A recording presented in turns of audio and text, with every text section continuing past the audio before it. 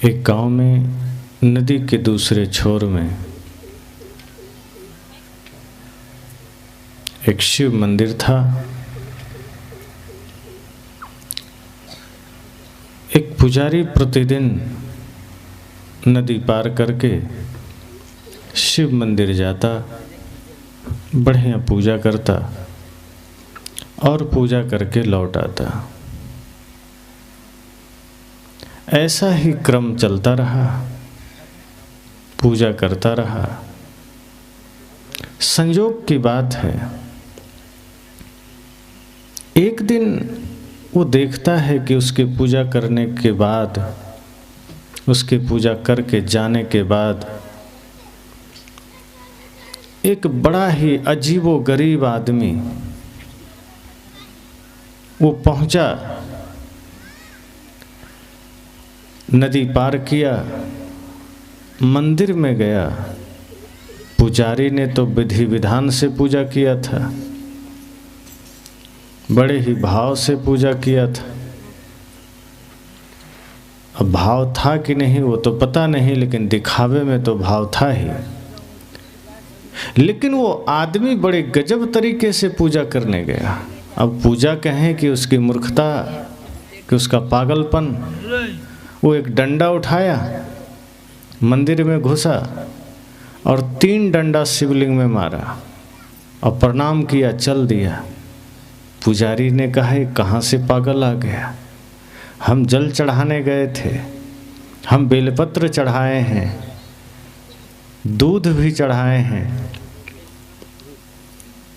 और ये कैसा पागल है, इस शिव जी को डंडे मार के आया है। फिर सोचा शिव जी तो बचा ही लेंगे अपनी लाज, क्योंकि शिव जी तो सब कुछ देख रहे हैं। मैं पूजा कर रहा हूँ, ये डंडे मार रहा है, एक दिन शिव जी भी इसको जरूर डंडे मारेंगे। अब यही सोचकर पुजारी सोचता है, इस मूर्ख से क्या मुंह लगना।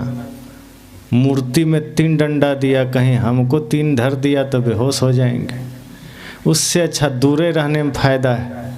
शिव जी अपना खुद ही निपटते रहेंगे, उनको लगेगा ज़्यादा चोट तो खुद ही बोलेंगे। ऐसा ही कुछ सोमनाथ का मंदिर लूटा गया, तब भी पुजारियों ने सोचा था। जब पूरा मंदिर लूटने के लिए वे लोग आए, मोहम्मद गजनवी, पुजारियों ने सोचा है तो शिव जी का मंदिर है, शिव जी खुद रक्षा करेंगे। आम आदमी के पास तो 2-2 आंखें होती है, शिव जी के पास तो 3 है। तीसरा नेत्र खुलेगा तो सब भस्म हो जाएगा। राजे महाराजे ने कहा कि ऐसा है, हम सब रक्षा कर लेते हैं, तुम सब खाली करो मंदिर। मोहम्मद गजनवी को हम घुसने नहीं देंगे और हम मंदिर को बचा लेंगे। पुजारियों ने कहा, पागल हुए हो, तुम शिव की रक्षा करोगे? इतना सामर्थ्य है तुम में? जो पूरी दुनिया की रक्षा करते हैं, तुम उनकी रक्षा करोगे? नादान हो तुम, छोड़ दो। और तुम्हें कुछ करने की जरूरत नहीं है। इस गलत फहमी में मत रहो कि तुम भगवान की रक्षा कर लोगे। राजाओं ने सोचा कि पुजारी से कौन मुंह लगाए, कहीं शराब वराब दे दिया। हल्की शराब देने से कुछ होता नहीं है, लेकिन बेचारे डर गए और किनारे हो गए। और कहा जाता है मोहम्मद गजनवी घुसा मंदिर और सबसे पहले पुजारियों को काटा, और उसी के सामने, भगवान के सामने ही काटा, और मंदिर तोड़ा, सारा धन ले गया, कुछ नहीं हुआ। ऐसे ही वो पुजारी भी सोचा कि हम क्यों मुंह लगें, कहीं एक आध डंडा हमारे तरफ पड़ गया तो लेनी के देनी पड़ेगी, शिव जी खुद निपटेंगे। पर शिव जी काहे को निपटेंगे? एक क्रम चलता रहा। वो जैसे ही पूजा करके निकलता पुजारी, ये पागल पहुंच जाता और ये भी सिर झुका के प्रणाम करता, 3 डंडे लगाता, फिर प्रणाम करता, निकल जाता। ये क्रम लंबा समय चला। संजोग से बरसात का समय आया, नदी में पानी एकदम उफान पर थे। इतना भयावह जलस्तर बढ़ा था नदी का कि देखने वाले के ऐसे ही हाड़ कांपते थे कि अब क्या होगा। पुजारी आया अपनी थाल लेकर कि उस पार जाएंगे, पूजा करेंगे, लेकिन देख करके ही कांप गया। कहा पैर रखने का सामर्थ्य नहीं है, रखे और कहीं बह गए तो सीधे गंगा सागर में जाके मिलेंगे। अब मिलेंगे, हाड़ बचेगा कि नहीं। सोचा प्राण बचा तो लाखों पूजा हो जाएगा, और कहीं मर ही गए तो कौन सी पूजा होगी। अच्छा है इसी तरफ से कर लेते हैं। इधर ही फूल रखा, हाथ जोड़ा, शिव जी से कहा प्रभु क्षमा करना, पानी बहुत है नदी में और पूजा इतना भी महत्वपूर्ण नहीं है कि हम कूद के जान दे के आपके पास आए, इसलिए प्रभु क्षमा करना, हम इसी पार से आपको प्रणाम कर लेते हैं, कुछ ऊंच नीच हो जाए तो देख लेना। अपने तरीके से उसने किया। उसी समय वो पागल आ गया। वो आया, वो देखता है नदी में पानी है, लेकिन सोचा पानी है तो है, नियम भंग नहीं होना चाहिए। हम रोज करते हैं, रोज हम डंडे मारते हैं, आज नहीं चूकना चाहिए, नियम पक्का है। पुजारी देख रहा है ये कर क्या रहा है, तभी देखता है वो पानी में कूद गया। पुजारी कहा पागल तो पक्का है ये, पहले भी डंडे मारता था, आज मरने जा रहा है। जीवन बचता तो पूजा हो जाती, लेकिन ये तो अपने ही जीवन का दुश्मन है, इसे कौन बचा सकता है। इतना ये सोच ही रहा है, लेकिन उसने जीवन की परवाह नहीं किया, उसने अपने प्राणों की परवाह नहीं की, छलांग लगा दिया। लेकिन संजोग है किसी तरह डूबते उफनते इधर उधर होते किनारे लग गया। और जब लग गया, लेकिन डंडा नहीं छोड़ा। सोचा डंडा कैसे छोड़ दें, इसी से तो पूजा करनी है। डंडा लिए रहा, डूबे तो डूबे, डंडा ना छूटे, इसी डंडा से शिवलिंग पर लगना है। उस पार गया और पहला डंडा मारा, दूसरा मारा। ये पुजारी देख रहा है, कहे महापागल है, इतना नदी में बाढ़ में डूब कर गया है, फिर भी डंडा ही मारने गया है। हमें तो लगा बच गया है तो प्रणाम करेगा, प्रभु कृपा हुई आपने बचा लिया, लेकिन ये तो फिर भी डंडा ही मारने गया। डंडा मारने के लिए कोई प्राण गंवाता है क्या? ये डंडा मारना इतना इसके जीवन में महत्वपूर्ण है कि नदी में कूद गया। पुजारी सोच ही रहा है, तब तक तीसरा डंडा पड़ गया शिवलिंग पर, और उधर शिव जी भी प्रकट हो गए। कहा बेटा प्रसन्न हो, क्या मांगते हो? पुजारी देखा ये पागल हैं, शिव जी भी क्या, ये डंडा मारा है, कह रहे हैं प्रसन्न हो। सच में ये भोलेनाथ हैं, महाभोला आदमी। हम बचपन से पूजा कर रहे हैं, उपासना कर रहे हैं, कभी सपने में दर्शन तक ना दिया, और ये नादान, ये पागल डंडा मारने गया है, प्रकट हो गए। क्या चाहते हो, हम दे दें?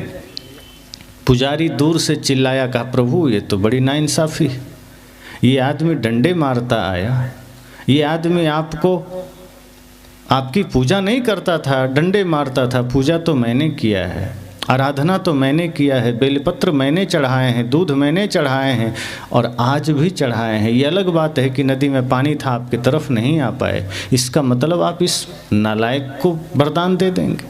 आपके आशीर्वाद और वरदान के अधिकारी हम हैं। शिव जी ने देखा और कहा तू मेरे वरदान का अधिकारी नहीं है, तू मेरे क्रोध का अधिकारी है। तुमने पूजा तो की है, लेकिन स्वार्थ में की है। आज जब प्राणों की बाजी लगानी हुई तो उसी पार रुक गया। इसका मतलब मुझसे ज़्यादा प्यारा तुम्हें अपना प्राण है। अरे ये डंडा ही मारता था, कोई बात नहीं, छोटा बच्चा पिता को डंडे भी मार दे तो मज़ा ही आता है, कहाँ बुरा लगता है। आप सबको भी छोटा छोटा बच्चा अगर थोड़ा सा डंडे भी मार दे तो आप खुद खुश होते हैं कि चलो अब 2 मम्मी को भी लगाओ, दादाजी को भी लगाओ, और दादाजी भी हंसते हैं कि आओ आओ हमें भी लगाओ। शिवजी ने कहा ये बच्चा ही तो है, लगा ही दिया, क्या दिक्कत है। पर डंडे लगाना महत्वपूर्ण नहीं है, महत्वपूर्ण है कि इसने प्राणों की परवाह नहीं की। डंडे मारा सो अलग बात है, पर मेरे प्रति इसका समर्पण कि मेरी पूजा खंडित ना हो जाए, मेरा डंडा मारना खंडित ना हो जाए, ये अपना प्राण भी संकट में डाल दिया। मेरे प्रति किसी भी भांति इसका समर्पण तो देखो। और तुम बचपन से पूजा करते रहे, पर आज जब प्राण की बात आई तो तुमने कदम पीछे कर ली और तुम कहते हो पुजारी हो। पुजारी तो यह है कि इसने डंडे ही मारे लेकिन प्राण संकट में डाले। और जब बच्चा इस तरह से करता है, संतान ऐसी हो कि भले ही डंडे मारे लेकिन मेरे लिए इसने अपने प्राण संकट में डाल दिए, तो इसका डंडा मारना भी मुझे फूल के समान लगा और तेरी पूजा भी मुझे कांटों के समान लगा। इसलिए मैं तुम्हें कोई वरदान न दे सकूंगा। वरदान का अधिकारी तो यही है। और वो नतमस्तक हुआ। शिवजी प्रकट हुए होंगे कि नहीं हुए होंगे, तो निश्चय ही कल्पना होगी बात कहानियों को समझाने के लिए। लेकिन बात यहाँ यह है, इस कहानी का भाव यह है कि जब भी हमारे जीवन में कोई ऐसी घड़ी आती है, जब कोई धर्म, कोई पुण्य के काम में कोई विघ्न आ जाता है, कोई बाधा आ जाती है, कोई विपत्ति सामने आ जाती है, हम कदम पीछे कर लेते हैं कि नहीं, अब हम ठीक हो लेंगे तब धर्म का काम करेंगे, अब हम ठीक हो लेंगे तब गुरु का दर्शन करेंगे, अब हम अच्छा कुछ हो जाएंगे तब कुछ अच्छा काम करेंगे। सद्गुरु संत कहते हैं यही हमारी जीवन की समस्या है कि जितने भी संसार के काम हैं, अधर्म के काम हैं, उसमें हम इतना नहीं सोचते, उसमें इतना गणित नहीं लगाते। वो जब न तब जिस भी घड़ी संभव हो, रात को, दिन को, दोपहर, शाम, सुबह हम करने लग जाते हैं। बीमार हैं तब भी दुकान पर चले जाते हैं, लेकिन जब सत्संग में जाना हो, धर्म का काम करना हो, तो हम बड़ा गुना भाग लगाते हैं। वहाँ हम प्राणों को देखते हैं, वहाँ हम अपने स्वास्थ्य को देखते हैं। अब इसका मतलब यह नहीं है, इस कहानी का भाव यह नहीं कि कोई आदमी आज से डंडे मारना शुरू कर दे, कि वो भी जाए और शिवलिंग में डंडा देना शुरू कर दे। ये कहानी सिर्फ समझाने के लिए कि डंडे मारना नहीं है। वहाँ जाकर के ऐसा नहीं है कि हाँ डंडे देना ही शुरू कर दो। इसका मतलब इतना ही है कि किसी भी विषम परिस्थिति में, किसी भी विपदा की घड़ी में अगर हमारे सामने एक तरफ संसार हो और एक तरफ धर्म हो, तो सदैव धर्म को चुनना। अगर हमारे सामने दो रास्ते हैं, एक धर्म का, एक अधर्म का, और कितने भी संकट धर्म के मार्ग पर हों, तो अधर्म को मत चुन लेना, क्योंकि वो शुरू में तो अच्छे लगेंगे और धर्म के मार्ग पर शुरू में कंटक प्रतीत होंगे, लेकिन बाद में आनंद ही आनंद है। कहा भी गया है कि अच्छे मार्ग पर चलने के लिए शुरू में कठिनाइयों का सामना करना पड़ता है। जैसे बच्चे लोग पढ़ाई करते हैं तो शुरू में उनको बड़ी तपस्या करनी पड़ती है, जग जग करके पढ़ना पड़ता है। और जो बच्चे शुरू में ही मौज मस्ती के चक्कर में पढ़ते हैं, चित्रहार देखने के चक्कर में पढ़ते हैं, वो बाद में कितना कष्ट पाते हैं। वो बाद में मजबूर हो जाते हैं कहीं भी मजदूरी करने को, क्योंकि खाना पीना तो है ही, कहीं भिक्षा मांग के तो काम नहीं चलेगा। और बहुत ज़्यादा कुछ हुआ तो कुछ लोग भिक्षा भी मांगने लग जाते हैं। तो शुरू में जिसने श्रम कर लिया, शुरू में जिसने तपस्या कर ली, शुरू में जिसने आनंद के चक्कर में नहीं पड़ा, सुख के चक्कर में नहीं पड़ा, वो बाद में आनंदित हो जाता है। इसलिए भजनों में आप सुनते हैं कि पाँव फूलों पे रखने से पहले तुमको कांटों पे चलना पड़ेगा, कि अगर फूल चाहिए तो पहले कांटों के लिए तैयार रहिए। जीवन में खुशियाँ चाहिए तो पहले तपस्या और कठिनाइयों के लिए तैयार रहिए। और धर्म का मार्ग कठिनाई का मार्ग इसलिए है क्योंकि ये अपरिचित मार्ग है। इस पर हमें तमाम विपत्तियाँ आती है, तमाम विपदाएं आती है, और हम वहीं पर चूकते हैं, वहीं भागने की चेष्टा करते हैं। एक आदमी आश्रम आया, उसने माला लिया, और माला लेते ही जब घर गया तो अचानक सिर में दर्द हो गया। अब वो तुरंत वहाँ से फ़ोन किया कि गुरुजी आपका माला लिए तो सिर में दर्द हो गया, अब मैं माला खोल के फेंक दूंगा। मैंने कहा माला से थोड़े दर्द हुआ होगा। कहा क्या पता, माला जब तक नहीं था दर्द नहीं था, लिया और दर्द हो गया, इसका मतलब माला से ही कुछ हुआ है, अब हम नहीं पहनेंगे। उसने फेंक दिया। तो क्या आप भी मानते हैं कि माला पहनने से दर्द शुरू हो गया? संजोग की बात है, माला लिया उसी दिन उसको दर्द होना था, हो गया। उसके मन में यह भाव कैसे जगा, निगेटिव ही कैसे आया, नकारात्मक भाव क्यों आया कि माला लेने से दर्द हुआ? हो सकता है वो दर्द किसी और वजह से आया हो, वो पीड़ा किसी और वजह से आई हो, लेकिन संजोग है कि उसी दिन उसने माला ले लिया और वो आ ही गया। धैर्य रखता, थोड़ा ठहरता, रुकता, बिल्कुल अलग बात है। माला बहुत अलग बात है, शरीर में कोई कष्ट होना बहुत अलग बात है। अब माला ले लिया और किसी को शरीर में कोई कष्ट हो गया, अब ये तुलना करे कि नहीं माला के वजह से हुआ, दीक्षा के वजह से हुआ, ये धर्म सत्संग के वजह से हुआ, तो फिर इसका मतलब है कि उसकी दृष्टि ही उल्टी है। माला से कहीं सिर में दर्द होता है, माला लेने से, गुरु का ज्ञान लेने से बल्कि हमारी मन की पीड़ा मिटती है, पर संजोग है। तो कहीं कहीं ऐसा भी होता है कि आदमी इस भाव से ही लेता है कि लिए और हमारा सब कुछ सही हो गया, और कहीं कोई विपत्ति आ गई दीक्षा लेने के बाद तो आदमी सोचता है कि नहीं इसी वजह से आया। गुरु के पास गए और कहीं कुछ अनिष्ट हो गया, वो सोचता है इसी वजह से हुआ, इसलिए अब नहीं जाना। तो धर्म के मार्ग पर बाधाएं तो आती है, कई बार हमारे इम्तिहान के लिए भी आते हैं, हमारे धैर्य की परीक्षा के लिए भी आती है, और हम उस समय अगर अधीर हो गए, हम अपने भाव से भाग गए, अपने लक्ष्य से भाग गए, तो सदा सदा के लिए हम टूट जाते हैं और दर्द में चले जाते हैं। अब ये ऐसा ही हो सकता है, एक आदमी, दो मित्र थे, एक ने कहा कि चलो हम लोग सिनेमा चलते हैं, एक ने कहा नहीं मैं सत्संग जाऊंगा। तो पहले मित्र ने कहा क्या सत्संग में जाओगे, वही संत लोग बात करेंगे, नशा मत करो, दुर्व्यसन मत करो, गाली मत दो, ये भी कोई जीवन है? निरस मरा हुआ जीवन। अरे सिनेमा चलो, आनंद आएगा, वहां चलोगे मनमगन हो जाएगा, मनोरंजन होगा, चलो। तो दूसरे मित्र ने कहा तुम जितना भी प्रेरित कर लो, पर मैं तो सत्संग में ही जाऊंगा। एक चौराहा था, एक रास्ता सिनेमा हॉल की तरफ जाता था, दूसरा रास्ता सत्संग की ओर। तो दूसरा मित्र सत्संग की ओर गया और पहला सिनेमा हॉल की ओर गया। संजोग से जो पहला मित्र सिनेमा हॉल की तरफ गया, रास्ते में उसे 10 रुपये का नोट मिला, बड़ा खुश हुआ, उठा के जेब में रखा। और जो सत्संग की ओर गया, सत्संग स्थल जाते जाते उसके पैर में एक छोटा सा कांटा चुभ गया, वो भी आराम से पैर से कांटा निकाला, सत्संग में गया। दोनों जब लौटा, पुनः चौराहे पर भेंट हुई, तो जो सिनेमा देखने गया था उसने कहा बताओ तुम्हें सत्संग से क्या मिला, तुम अपना बताओ। देखो मैं सिनेमा हॉल के तरफ गया तो 10 रुपये का नोट मिला, और तुम्हें क्या मिला? कहा मुझे सत्संग से ज्ञान मिला। कहा और कुछ? कहा रास्ते में एक कांटा चुभ गया। कहा देखा, मैंने कहा था मत जाओ। तुम सत्संग में गए फिर भी पैर में कांटे चुभे, मैं सिनेमा हॉल गया फिर भी 10 रुपये का नोट मिला, बताओ किसको लाभ हुआ? अगर तुम भी चलते तो हो सकता है पहले तुम्हें ही मिल जाता, कांटे तो न चुभते। तुम सत्संग में गया लेकिन तुम्हारे जीवन में विपत्ति आई।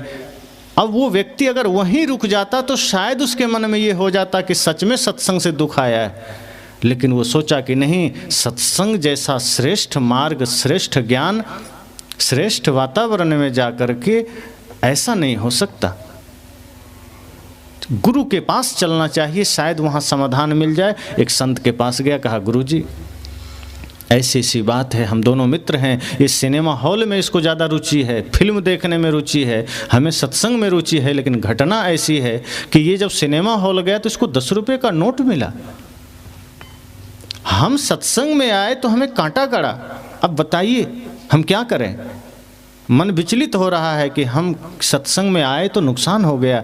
गुरुजी ने कहा नहीं नहीं, ऐसा नहीं है। देखो ऐसा भी तो हो सकता है कि तुम सत्संग में आए तो हो सकता है कि कांटा के जगह तुम्हें सूल गड़ने वाला हो, भाला गड़ने वाला होगा, और वो भाला सत्संग के प्रभाव से, ज्ञान के प्रभाव से, भक्ति के प्रभाव से मात्र कांटा में बदल गया।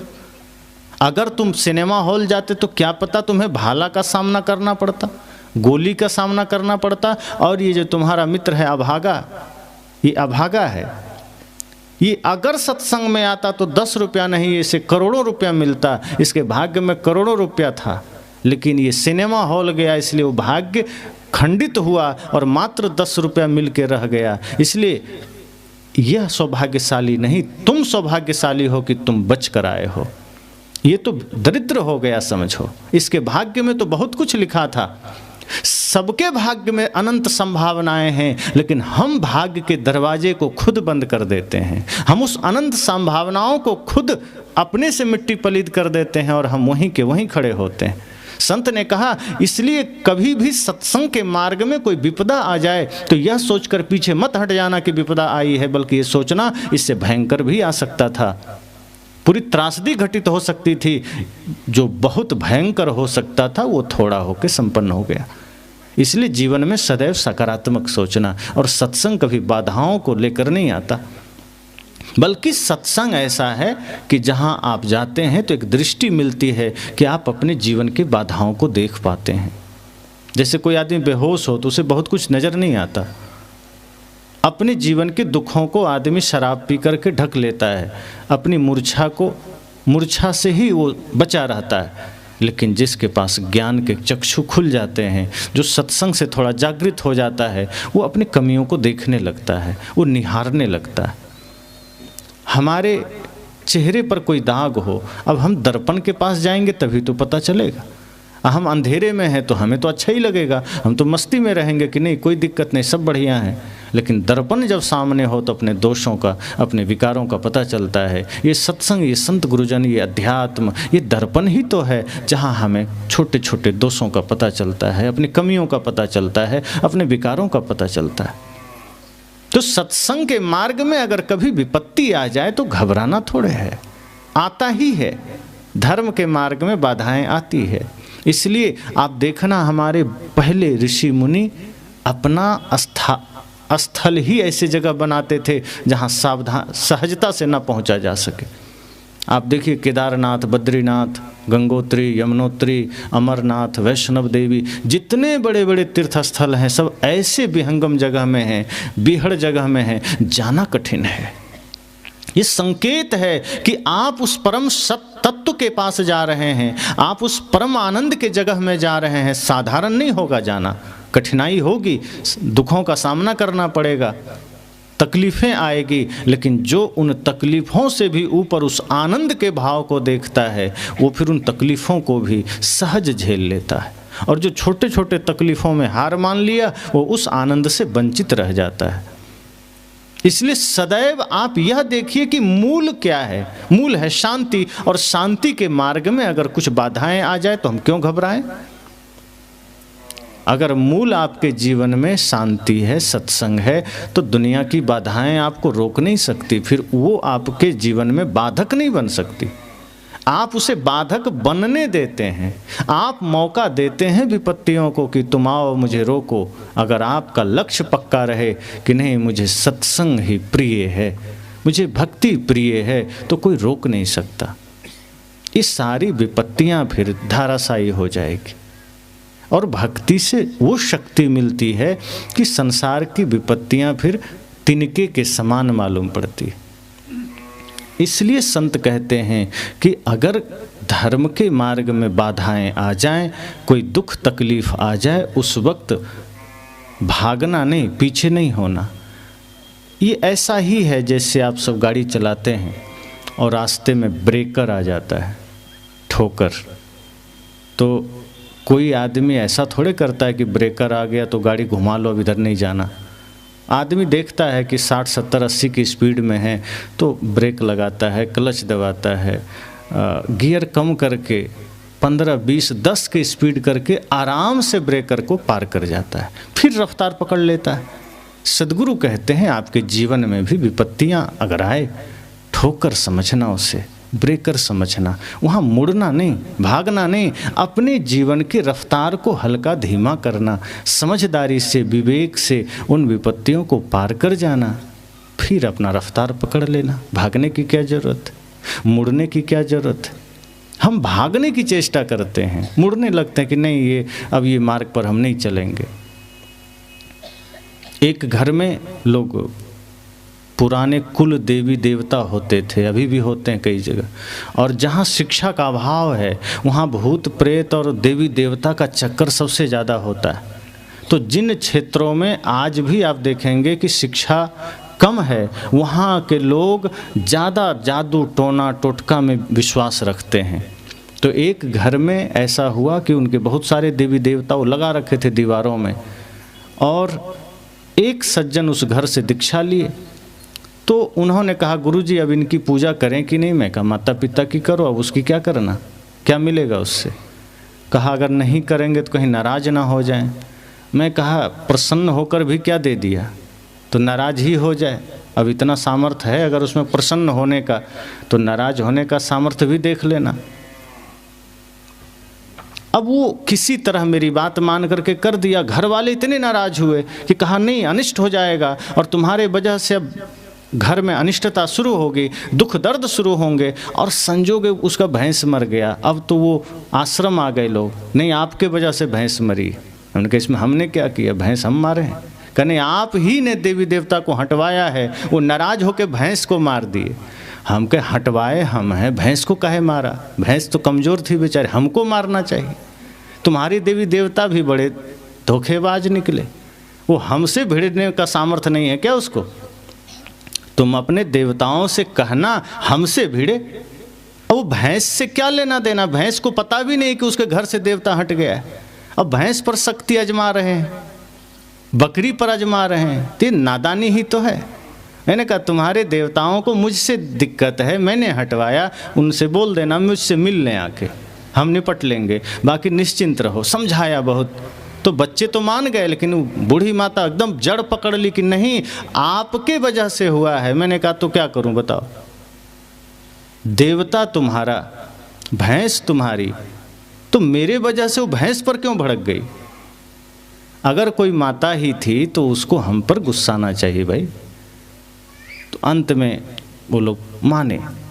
इतनी जड़ता आज भी है कि अगर सत्संग के द्वारा किसी की बात किसी को कह दीजिए कि नहीं ये सब पाखंड है, अधर्म है, आदमी भय कर लेता है कि कहीं नाराज ना हो जाए देवता, कहीं घर में अनिष्ट ना हो जाए, कोई बुखार ना आ जाए, कोई तकलीफ ना आ जाए, बेटा ना मर जाए। मैंने कहा कौन अमर होकर आया है, तुम्हारे देवता रहते तो हैं, किराया भी नहीं देते, बिना किराए के सब रह रहे हैं घर में। अब कर क्या रहे हैं। अगर इतने ही देवता रहते हैं, इतने ही सब हैं, तो उसका प्रभाव भी तो दिखना चाहिए। क्या आपके घर में देवता के रहने से घर में कोई बीमार नहीं पड़ता, क्या कोई तकलीफ नहीं आती। कहा नहीं देवता में शक्ति है। एक बार भूकंप आया तो वो दीवार बच गया जिसमें देवता थे, बाकी सब हिल गया। तो मैंने कहा देवता भी इतना कमज़ोर हो गया कि किसी तरह अपना दीवार बचा पाया, बाकी पूरे घर को नहीं बचाया। तो जो इतना ही शक्तिहीन हो जाए कि किसी तरह अपना दीवार बचाया, तो वो तुम्हें क्या बचाएगा। तो ऐसे देवता को रखने से भी क्या फ़ायदा। अरे इतना प्रभाव तो देवताओं में होना ही चाहिए जो तुम्हारे घर तुम्हारे गांव को भी बचा सके। कि उसका पावर कम है, भोजन नहीं दिए, बहुत बातें हैं कि आदमी इसी के नाम पर, धर्म के नाम पर, सत्य बातें, ज्ञान की बातें, सत्संग की बातें जहाँ आ जाए और थोड़ी विपत्ति आ जाए वो प्राण दबा के निकल लेता है कि नहीं इसी वजह से हो गया। ये ज्ञानवान नहीं चाहिए, धर्म सत्संग नहीं चाहिए। हम जीव हत्या कर रहे थे, करते रहेंगे, बलि दे रहे थे, देते रहेंगे। ये बलि प्रथा का इतना कोढ़ समाज में फैल गया है कि कहीं कहीं तो माताओं के नाम पर, देवी दुर्गा और उनके कई रूप हैं जहाँ लोग हिंसा करते हैं। दुर्गा पूजा में इतनी हिंसा हो जाती है कि आप सोच नहीं सकते। बकरीद पर मुसलमानों को कोसने वालों को ये खुद में भी देखना चाहिए कि मुसलमान तो बकरी मारते ही हैं, ये हिंदू कम नहीं है, ये भी उतने ही हिंसा करते हैं और उनके नाम पर खुद भी खाते हैं। तो धर्म के मार्ग पर विघ्न आ जाए, थोड़ी समस्या आ जाए तो डरना नहीं, घबराना नहीं। कोई विपदा आ जाए तो डरना नहीं, संकल्प होकर के और चलना है कि नहीं ये दिक्कतें हमारे पथ को रोक नहीं सकते, ये बाधाएं हमारे मार्ग को बाधित नहीं कर सकते। आपका संकल्प इतना महान होना चाहिए सन्मार्ग के लिए, सत्य मार्ग के लिए, भक्ति मार्ग के लिए, कि कोई बाधा आपके जीवन में, आपके मार्ग में कंटक न बन सके। हम तुरंत हार मान लेते हैं। कई बार क्या होता है, कुछ काम करने जाना हो, हल्का सा लगा कि हाँ ये कठिन काम है, हम पहले कहते हैं नहीं नहीं ये सब हमसे नहीं होगा, हम तो दूसरा ही करेंगे, चलिए हमसे ये ध्यान नहीं होगा, सत्संग नहीं होगा, ये भजन नहीं होगा, ये धर्म का काम नहीं होगा, हम तो अपने ही ठीक हैं, जहाँ थे वहीं ठीक हैं। एक व्यक्ति पटना में आया पास में, उसने कहा हमें दीक्षा दीजिए। मैंने कहा ठीक है। तो कहा माला पहनना पड़ेगा क्या? मैं कहा तो क्यों, क्या दिक्कत? कहने माला थोड़ा शर्म आती है। मैं कहा गजब आदमी हो, ये माला पहनने में शर्म आती है? ये गले में चैन पहने हो तब बड़ा गौरव है तुम्हें, हाथ में धागा पहने तो गौरव है, ये तिलक लगाने में, माला पहनने में शर्म क्यों आ रही है भाई? गाली देने में शर्मिंदगी नहीं आती, झूठ बोलने में बड़ा आनंद महसूस होता है, शराब पीने में शर्मिंदगी नहीं होती, लुच्चे लफंगों के साथ बैठकर गपबाजियां करने में शर्मिंदगी महसूस नहीं होती, लेकिन माला गले में पहन लोगे तो शर्मिंदगी। वाह, ये क्या धर्म के मार्ग पर चलोगे? उसने कहा गुरुजी ऐसा कोई उपाय नहीं है कि हम बाहर जाएं तो खोल दें और घर में रहें तो पहने रहें? मैं कहा आप दीक्षा लो ही मत, सबसे अच्छा, क्योंकि दीक्षा, मैं कहा अब तो पहन के रखना पड़ेगा और बाहर निकाल के रखना पड़ेगा। मैंने और जोर दिया, पहले तो मैं कहा अंदर रखना, लेकिन जब उसने कहा कि कोई उपाय नहीं, मैं कहा कोई उपाय नहीं है, बाहर ही रखना पड़ेगा, टांग के दिखाना पड़ेगा और तिलक भी लगाना पड़ेगा। फिर बहुत सोचने लगा, मैं कहा दीक्षा मत लो।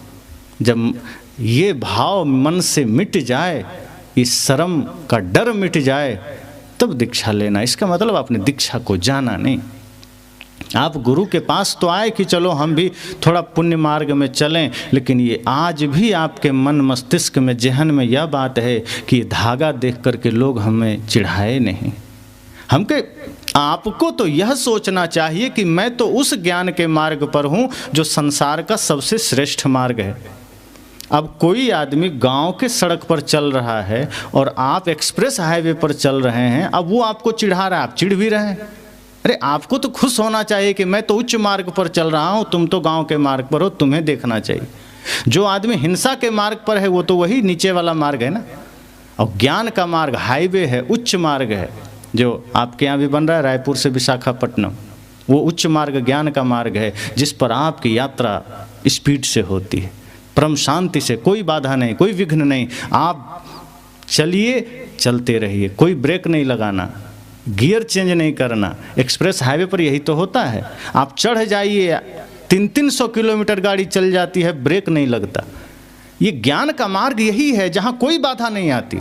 अगर एक बार चल गए तो, लेकिन चढ़ने से पहले बाधाएं आती है, उस मार्ग पर उतरने से पहले बाधाएं आती है, और उसी में आदमी घबरा जाता है, वहीं पर आदमी दम तोड़ देता है। इसलिए उस मार्ग पर चढ़ने से पहले उधाराशायी हो गया। वो ये नहीं सोचता कि एक बार हम ज्ञान में चल के तो देखें, भक्ति के मार्ग में उतर के तो देखें। एक बार उतर गए, कोई संकट नहीं, सारे संकट चरणों की दासी बनेंगे। जो आदमी सकारात्मक हो जाता है, निर्भय हो जाता है, दुनिया की सारी तकलीफें उसके चरणों में आ जाती है। बल्कि ऐसे लोग विपदाओं को ही सीढ़ी बना लेते हैं। कहते हैं ना, आपदा में अवसर तलाशना, यही है कि कोई विपत्ति भी आई है तो आप उसे अपना मार्ग बनाएंगे, वो मार्ग का बाधक नहीं बनेगा। अगर आपका संकल्प मजबूत है तो आप घबराएंगे नहीं, बल्कि वो सारी बाधाएं आपके और रास्ता दिखा देंगे। इसलिए लोग घबराते हैं। एक ने तो कहा कि सुबह जाप भी करना पड़ेगा क्या, माला लेंगे तो? मैंने कहा सुबह नहीं, 24 घंटा करना पड़ेगा। कहीं नहीं, तब हमसे नहीं होगा। हमने कहा जाप का मतलब हाथ में लेके राम राम नहीं करना है। जाप का मतलब है 24 घंटे मन को निर्मल बनाने की साधना करनी है, प्रेम में जीना है। सदगुरु कहते हैं श्वास श्वास में नाम लूं, वृथा श्वास न खोए, ना जाने इस श्वास का आवन होए ना होए। सदगुरु कहते हैं ये ध्यान रखना कि जो श्वास गई है वो लौटे ना लौटे कोई जानता है, और जो लिए हो वो बाहर जाए न जाए कोई गारंटी है। इसलिए श्वास श्वास में सुमिरन करना, इसका अर्थ इतना ही है कि श्वास श्वास में पवित्रता रखना, एक एक श्वास जब पवित्र भाव रहेगा तो कोई भी बुरे विचार मन में घर नहीं करेगा। ये अर्थ है, ये नहीं कि माला लिया बैठ गए राम राम राम राम। अब माला तो कर में फिरे, जीव फिरे मुख माए, और मनुआ तो 34 फिरे ही तो सुमिरन ना है। सदगुरु कहते ये मैं नहीं कहता कि माला फेरना। कई लोग ये सोचते हैं गुरुजी दीक्षा देंगे, माला देंगे, हाथ में लेके बैठ जाएंगे, राम राम करेंगे। बहुत लोगों को देखा है मैंने, वो राम राम भी कर रहे हैं, दुकान पर बैठे हैं राम राम राम। अरे देखो भाई दुकानदार दे दो, सामान दे दो, ये देखो कुत्ता आ गया, राम राम राम राम, ये गाय आ गई, राम राम राम राम, ये मामला चलता है। अब ये कोई राम राम करना हुआ? अब ध्यान पूरा व्यापार पर है, ध्यान पूरा जानवरों पर है, कुत्ता पर है, बच्चों पर है, गाय भैंस पर है, पड़ोसियों पर है, और हाथ में राम राम चल रहा है। सदगुरु कहते हैं राम राम ही करना, पर इतने प्राणों से करना कि वो राम राम भी आपके जीवन के लिए कल्याणकारी बन सके। सदगुरु नहीं कहते कि राम नाम मत कहना, वो तो बीजक में कहते हैं राम नाम कहो, राम नाम कहो, पर वो राम कहने में भी आपका चित्त एकाग्र तो हो सके। जब आप राम कहें उस वक्त संसार भूल जाइए, कोई ध्यान न दीजिए संसार में, राम का उच्चारण करते करते श्वासों में मन को केंद्रित कर दीजिए। जिस तरह श्वास आ रही है जा रही है, उसी स्वर के साथ राम को अटैच कर दीजिए। जब उस भाव के साथ आप राम राम भी कहेंगे तो वो भी आपके मन शांति का साधन बन जाएगा, मन की एकाग्रता का साधन बन जाएगा, और फिर शायद आप मुक्ति पथ पर चल पड़ें, और फिर शायद आपके जीवन में वो शक्ति, वो जागृति पैदा हो सके कि फिर आपको कोई बाधा रोक ना सके। लेकिन हम राम राम भी करते तो हैं अधूरे मन से। गुरु जी हमें देते हैं मंत्र, हम लोग भी देते हैं, सद्गुरुवे नमः। एक ने कहा अरे आपने बोल दिया सबको, मंत्र गुप्त रखा जाता है, अगर बोल दिया तो जीवन में संकट आ जाएगा। मैंने कहा मंत्र है कि गाली है जो गुप्त रखा जाए? भाई गाली थोड़े दे रहे हैं जो चलो चुप के देना है, छिप के देना है। मंत्र है, और मंत्र तो इतना पवित्र मंत्र है, सद्गुरुवे नमः, कोई गंदी चीज थोड़े है। सद मतलब सच्चा, गुरु मतलब अंधकार से प्रकाश में ले जाने वाला। ऐसे परम सद्गुरु को जो हमें बंधन से मुक्ति की ओर ले जाएंगे, उनके प्रति मेरा नमन है, समर्पण है। इतना ही तो अर्थ है, फिर इसको छिपा के क्या रखना। बस भाव यह रखना है कि ऐसे सद्गुरु के पवित्र नाम को उच्चारण भी हम इसलिए करें वो हमारे मन की एकाग्रता का साधन बन सके, वो बंधन न बने, वो भी भय का कारण न बने, वो हमारे मन की शांति का साधन बन जाए। जैसे आप जाते हैं कहीं सड़क में, तो सड़कों में पत्थर में लिखा होता है शहर, अगला शहर का नाम और दूरी, वो आपका मार्ग का सहायक है, वो बाधक नहीं है। अब आप यहाँ से रायपुर जाएं और पत्थर में लिखा हो रायपुर 40 किलोमीटर मान लीजिए। अब कोई आदमी सोचे कि 40 किलोमीटर लिखा है, अब यही रायपुर होगा, पकड़ के बैठ जाए पत्थर को, मिल गया रायपुर, तो कभी पहुंचेगा वो?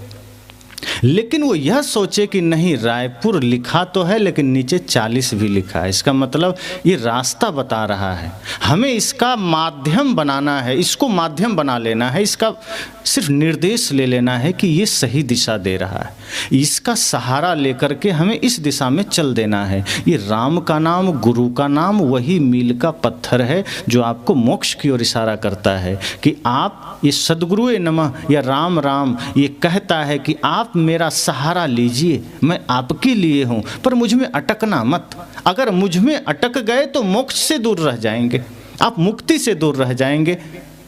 अगर आपने मेरा सदुपयोग किया तो आप मुक्ति तक चले जाएंगे। तो सद्गुरुवे नमः भी अगर आप कहें तो सिर्फ इस भाव से कि जितने देर आप उसका उच्चारण करें उतने देर के लिए मन जो बाहर अटका हुआ है वो लौट करके आपके पास आ जाए, भीतर लौट आए। ये इतने भर के लिए है। ये नाम जप कोई पूर्णता का प्रतीक नहीं है कि नाम जपे तो मोक्ष होना ही होना है। ये नाम जप का उपयोग इतना ही है कि जो मन, जो वृत्ति बहिर्मुख हो गई है उसे लौटाना है, उसे भीतर करना है। और यहाँ आने के बाद वो सारे शब्द, स्पर्श, रूप, रस, गंध से मुक्त होना है, संकल्प विकल्प से मुक्त होना है। सारे विचारों से जब मुक्त हो गए, जब आप असंग रह गए, कुछ भी नहीं है, तब मुक्ति है।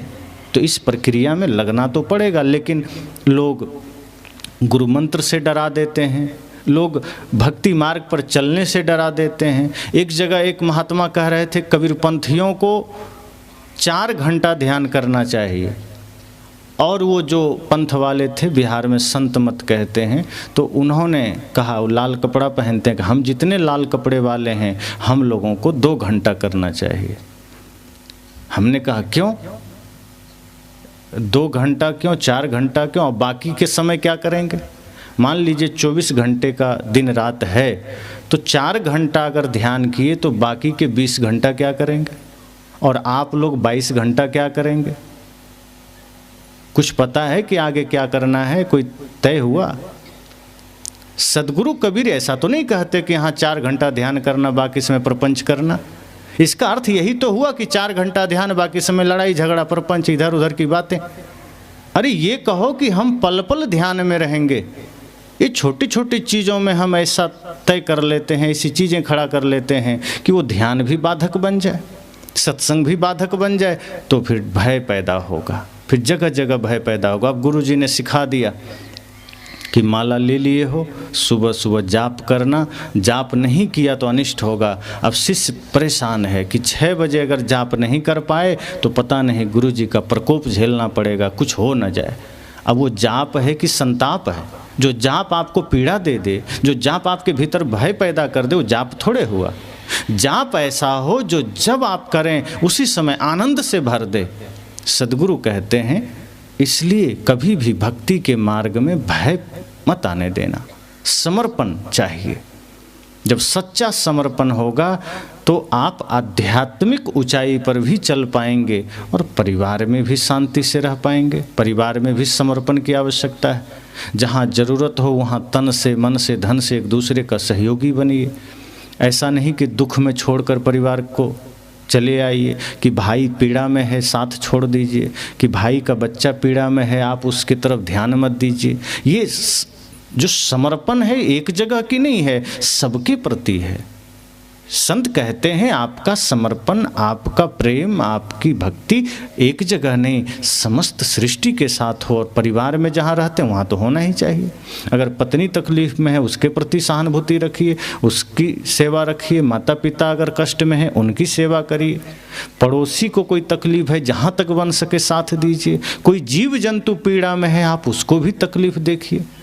लेकिन हम तो ऐसे लोग हो गए हैं जो दूसरों की तकलीफ़ों पर हंसते हैं, दूसरों की पीड़ा पर खुशियां मनाते हैं। हमारी संवेदनाएं कहाँ हैं? शून्य हो गई, हमारा हृदय शून्य हो गया, पत्थर हो गया। जहाँ दूसरों के दुख को देखकर द्रवित होते थे, जीव जंतु को भी पीड़ा में देखा तो हृदय पिघलता था।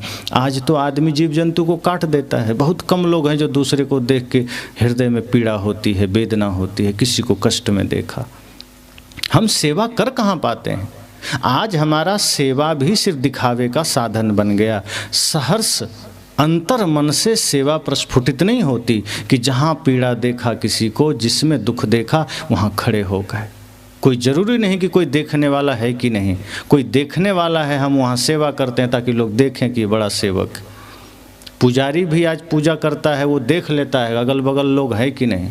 अगर है तो जोर से घंटी बजाता है, और कोई नहीं है तो धीरे से एक आध बार बजाया निकल लेता है। क्या दिखाना? वो जान रहे हैं भगवान थोड़े है। अगर उसे ये पता होता कि भगवान है तो हमेशा उतनी ही श्रद्धा से पूजा करता।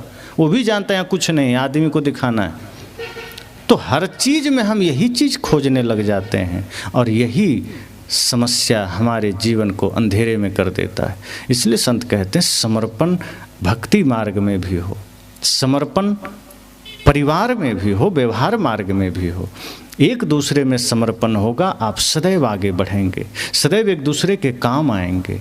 जीव जंतु में भी वही प्राण है, वही भाव रखिए, वही प्रेम रखिए। किसी से कोई वैर नहीं, किसी से कोई ईर्ष्या नहीं, न व्यक्ति से न प्राणियों से। जितने भी हैं सबके प्रति वही भाव। इतना करेंगे तो कोई विपदा क्यों आएगी? और विपत्तियां आएगी भी तो क्या धर्म ने ठेका रखा है लेके कि बाहर की विपत्ति ना आए तो हम खड़े रहेंगे? अरे धर्म का मतलब है आपके मन को निर्मल करेगा, आपके मन को शक्तिशाली बनाएगा। ऐसा नहीं है कि कष्ट नहीं आएगा। संत ये नहीं कहते कि आप धर्म के मार्ग पर चलेंगे तो सारे कष्ट गायब हो जाएंगे। ये अगर कोई कहता है झूठ कहता है। हाँ, सत्संग से इतना हो सकता है कि जो दुख आपको पहाड़ जैसा लग रहा था, अगर आप सत्संग कर लेंगे वही दुख आपको तिनके के समान लगेगा। इतना सामर्थ्य आपके भीतर पैदा हो जाएगा, ऐसी दृष्टि पैदा हो जाएगी, फिर आप दुख को उस रूप में देखेंगे ही नहीं, उसको भी सुख का साधन बना लेंगे। एक संस्मरण आप सब सुनते हैं महाभारत का, कि माता कुंती ने भगवान कृष्ण के जाने के समय क्या कहा कि प्रभु दुनिया आपसे सुख मांगती है, समृद्धि मांगती है, वैभव मांगता है, पर मैं आपसे दुख मांगती हूँ कि मुझे दुख दे दो। कृष्ण ने कहा ऐसा क्यों? कहा क्योंकि जब से मेरे जीवन में दुख आए तब तक आप साथ थे, आज सुख आ गया, आप जा रहे हैं, मुझे दुख चाहिए क्योंकि आपका साथ चाहिए, मुझे समृद्धि नहीं चाहिए, मुझे गुरु भगवान का साथ चाहिए, आपका चाहिए, आप सद्गुरु रूप में हैं, आप थे तो दुख भी कभी दुख न लगा, आप थे तो भयंकर दुख भी मुझे तिनके के समान लगा, कभी मुझे फील नहीं हुआ। जंगल में रहे, अज्ञातवास में रहे, कहीं भी रहे, बेटों के ऊपर आफत आई, मेरे जीवन में आफत आई, मुझे कभी दुख का आभास न हुआ क्योंकि कृष्ण रूपी सद्गुरु मेरे साथ। पर आज अब सब ठीक हो गया है, दुर्योधन मारा गया, कौरव मारे गए, पांडु पुत्र पांडव विजयी हुए, युधिष्ठिर राजा बना, हम राजमाता बने, लेकिन आप जा रहे हैं, मतलब मेरे जीवन में ये कैसा सुख का आगमन है कि सद्गुरु ही चले जाएं, भगवान ही चले जाएं, मुझे नहीं चाहिए वो सुख। तो माता कुंती ने क्या कहा कि सुख किसी काम का नहीं, अगर सद्गुरु विदा हो जाएं, धर्म विदा हो जाए, ऐसा सुख सुख नहीं रहता, वो कांटे से बढ़कर है। लेकिन जब सद्गुरु की कृपा बनी रहे तो भयंकर दुख भी आनंद ही देता है, दुख भी आपके सुख का साधन ही बन जाता है, वो दुख भी सुमिरन का साधन बन जाता है, वो दुख भी भजन का साधन बन जाता है। और सच तो यह है कि जीवन में दुख तो चाहिए, अगर दुख नहीं रहेगा तो आदमी आलसी हो जाएगा, फिर वो कुछ नहीं करेगा, वो भजन भी छोड़ देगा, सत्संग भी छोड़ देगा। दुख थोड़े थोड़े रहने चाहिए और मिट भी नहीं सकता। सद्गुरु तो कह ही दिए, तन धर सुखिया काहू न देखा, जो देखा सो दुखिया। सद्गुरु कहते हैं जब तक शरीर है आप सुखी नहीं हो सकते संसार में, हाँ ध्यान करके मन को सुखी बना सकते हैं। दुख मिट नहीं सकता है, लेकिन दुख में रहते हुए सुख से जीने की कला जान सकते हैं। समस्याएं रुक नहीं जाएगी, लेकिन आप इतना सामर्थ्य पैदा कर लेंगे कि उन समस्याओं में रहते हुए आप आनंद से जी सकते हैं, आप जीवन को एक सही दिशा दे सकते हैं, उन समस्याओं को ही अपने जीवन के आनंद का साधन बना सकते हैं, आप अपने दुखों को ही अपनी साधना का आधार बना सकते हैं।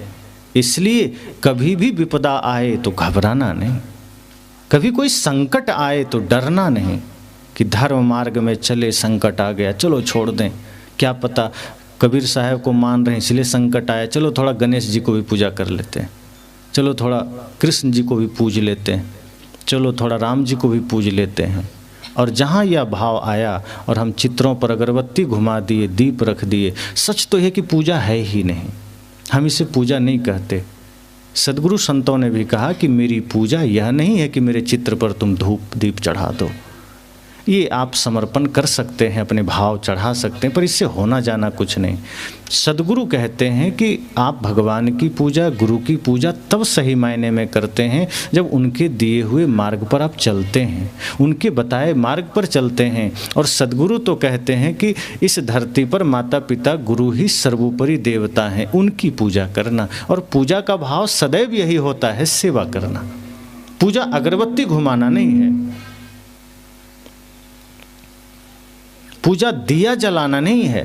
हाँ, दीप ज्ञान का प्रतीक है, जरूर जलाइए, प्रतिदिन जलाइए, सुबह शाम जलाइए, पर वो प्रतीक है।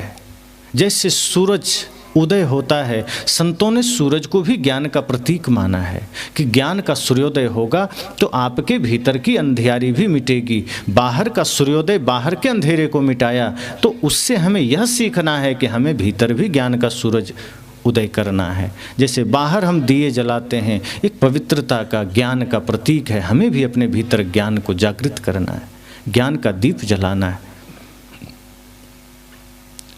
तो मैंने कहा कि कभी भी कोई संकट महसूस हो धर्म के मार्ग पर तो पीछे नहीं मुड़िए, कोई तकलीफ़ महसूस हो तो पीछे मत मुड़िए, बल्कि अपने मन को देखिए कि ये मन क्यों घबरा रहा है, ये मन विचलित क्यों हो रहा है, ये मन पीड़ित क्यों है, कहीं ना कहीं दोष मन में है। तो भय मिटेगा धीरे धीरे जब मनोनिग्रह करेंगे, मन को देखेंगे, विचारेंगे, ध्यान में उतरेंगे। और जितना गहरा ध्यान में उतरने की चेष्टा करेंगे उतना भय मिटेगा।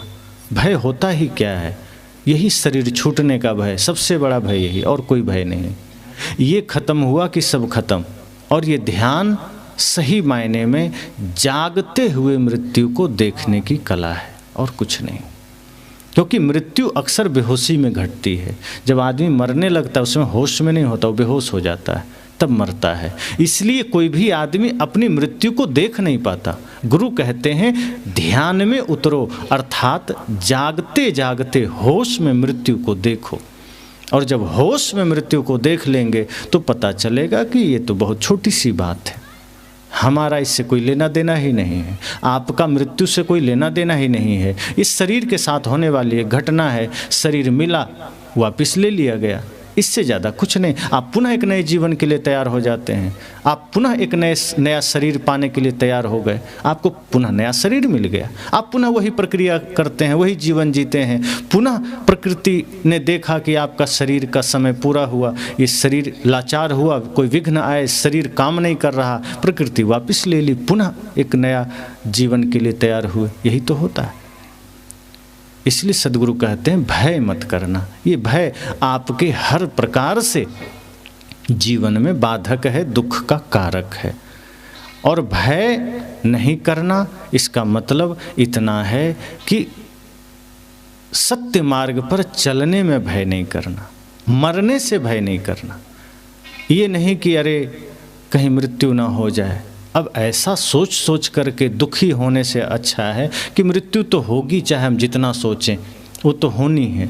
लेकिन अच्छा है कि जब तक शरीर स्वस्थ है, सही है, हाथ में समय है, अच्छे काम करना है, बढ़िया काम करना है और सावधानी भी रखनी है, निर्भय भी होना है।